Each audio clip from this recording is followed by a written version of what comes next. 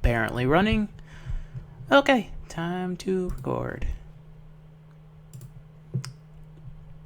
Hey there, YouTube. Mr.Lubufu back, continuing on with Duels o the Planeswalkers 2015. Again, I still find it incredibly fascinating how very slow going through all the menus are, but once you are in the deck editor, how very fast it is. So we're just going to continue with the campaign, since I figure that's what you guys want. Or rather, that's what I'm going to be uploading to the channel. We are on Ravnica? Yeah, we're on Ravnica. There we go. Gotta really roll those R's. Here we are on Celestia. So tokens populate, that sort of thing. I can imagine Void Snare is going to be pretty good. But we shall find out.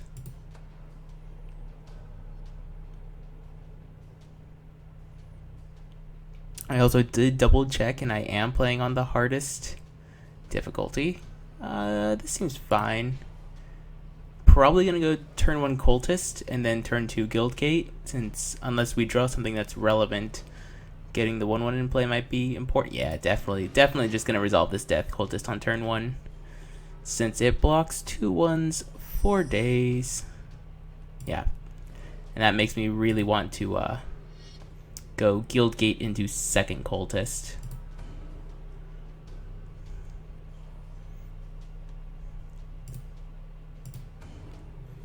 Still does not want to register all of my clicks, and I did double check. It's not my mouse. Snap block. Come at me, bro. Yeah, that's what I thought. Call of the Conclave. That is a good card. Love to draw Void Snare here. That is, in fact, not a Void Snare. I have the feeling we're going to be taking 3. I'm just going to cast another Death Cultist here. Unfortunately, I have the feeling that that's going to get populated a few times, so we might be in some serious trouble.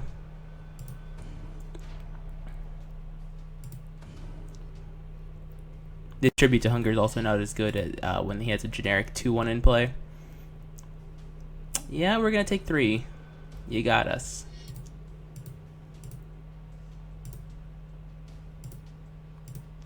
I just want to skip blocking, take the 3 damage, move on with my life. Wayfaring Temple. Seems not bad. However, we can do some silly shenanigans with that Wayfaring Temple. Like double block it and then Tribute to Hunger to kill it. And get 3 for 1? Yeah, seems like a plan. It might just be better than letting him populate, though. We'll see if he plays another creature pre-combat, and he does. That's not good.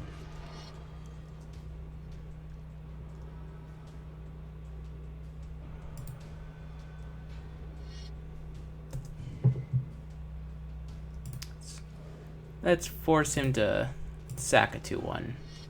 Since it seems this tribute's not going to get any better. I think I'm just going to chump block the Wayfaring Temple, and then before damage, use the Death Cultist. We have to wait 1 more turn before we can use the Banisher to just bounce the token, and then that'll probably be pretty useful. Here I'm just gonna resolve the Moon Heron. Blocks the 3/3 token pretty well.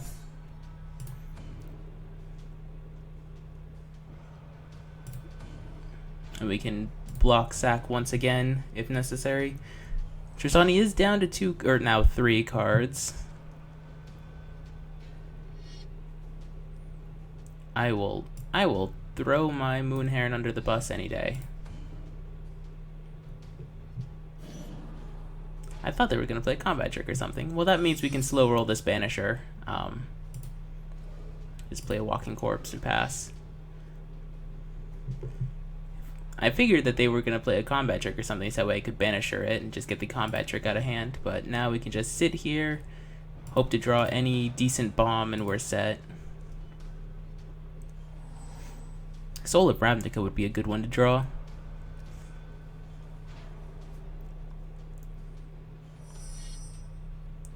Okay, that's a good draw too.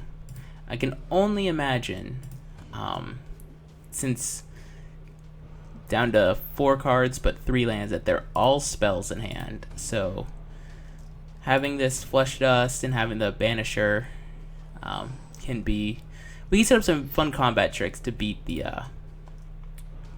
that 2/2. But I have the odd feeling that there's going to be some Advent of the Worms in my future, which will make me a little bit sad. Ooh, that is a fantastic draw. Not against Advent, but against all the tokens. Now I just need to sit here and wait to draw an actual threat. I could start attacking with my 2/2, but that seems really sketchy. Eyes in the skies. So get 2 1/1s.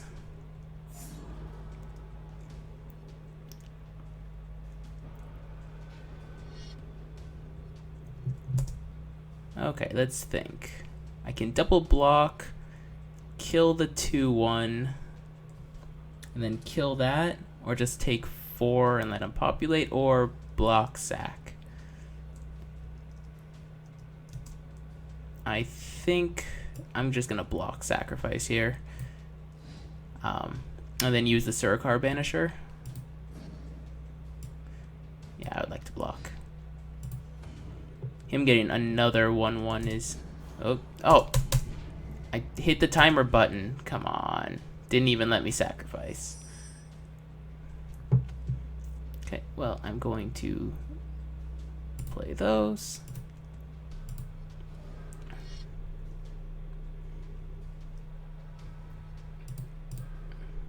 Just bounce his Wayfaring Temple. Hopefully set up the military intelligence turn next turn.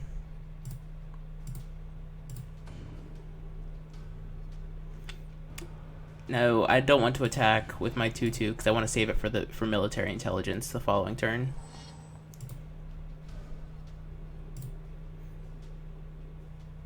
If this is Scion of Vitu-Ghazi, we're probably in trouble. Okay.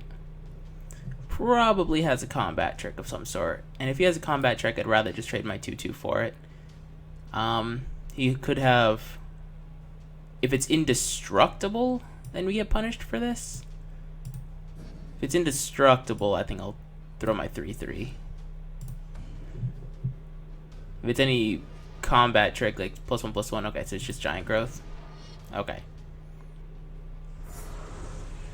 And those of you remember, Void Snare is a sorcery, so I cannot do it at instant speed.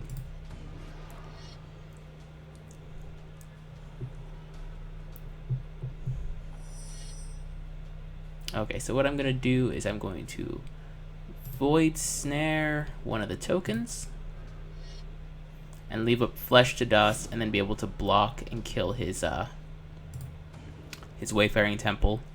And then hopefully draw something relevant.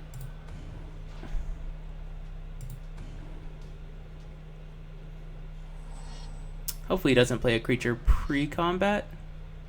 Armored Wolf Rider.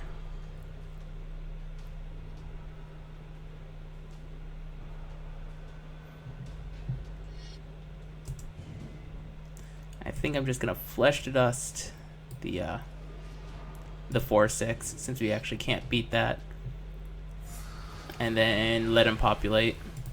Can't really do much else about that. I could Flesh to Dust that guy, and then let him not have a 1/1. I guess that would work out as well. Okay, well, gonna play a land, gonna play my military intelligence, and we have Flesh to Dust up. But yeah, we're kind of in trouble. Having not drawn... We've drawn, what, 7 lands now? We just need to draw a valid threat now, since that 4/4 is going to start clocking us.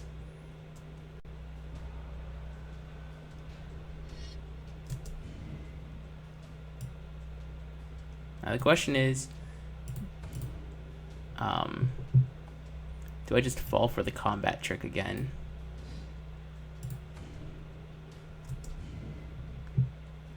just to make sure priority doesn't get passed. I'm just gonna cast this and kill the Wayfaring Temple too.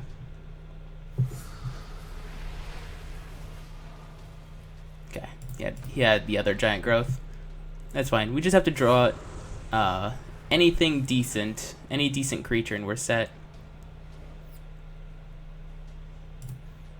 Preferably Soul of Ravnica, because it's just a giant flyer that'll start drawing us cards.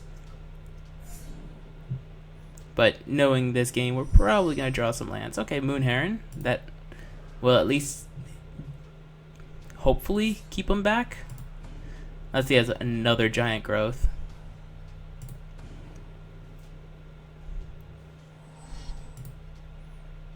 Question is he going to alpha here or just attack with the 2/1? It's doing math. I definitely block one of the 1/1s if he alphas. Oh, that's not good for us.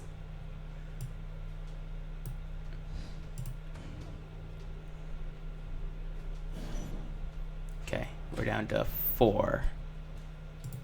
Of course there's a card. Do we have an out now? I don't think we have an out.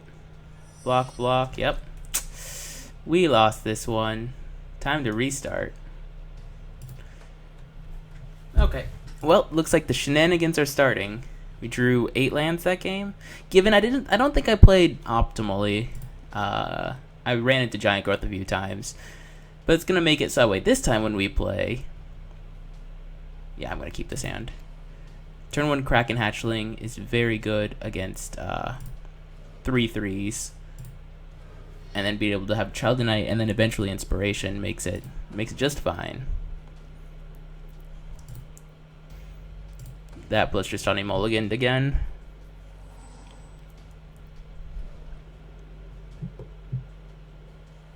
Yeah, Kraken Hatchling blocks any 1s, 2s, and 3s that they might have, unless it's Wayfaring Temple if it gets too big, which is more than fine for us.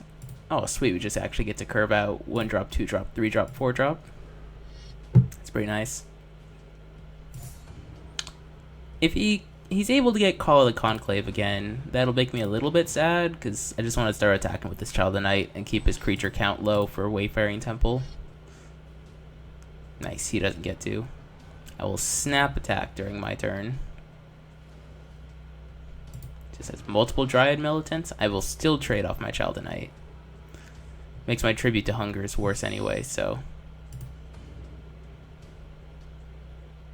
Attack, my child. Have no fear.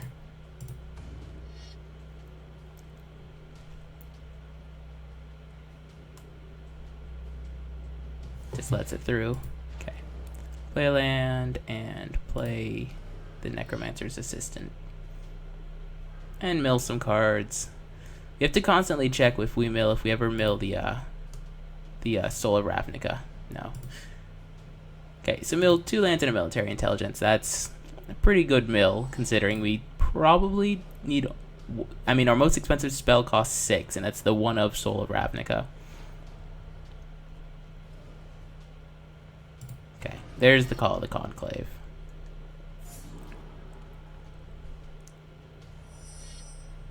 So I'm just gonna play basic Swamp and pass, and then Inspiration at the end of his turn. Just looking right now for a giant flyer, or something that can start, like something that can bounce his 3/3. Our 3/1 does block pretty well. If he attacks, it's pretty obvious. Oh, no. You don't get to end your turn that fast. I want to draw 2 cards. Gimme. Chorus of Might in response during your end step. I have no idea. What? Hold up. I'm not going crazy, right? Like, why did the hard difficulty AI do that? Okay, well, I'm just going to resolve an Indulgent Tormentor. This AI is pretty bad, I'm not going to lie. Anyway, yeah, now that we have the Tormentor in play, we have a Frost Lynx too, which is going to be pretty nice. So we don't block with that sucker.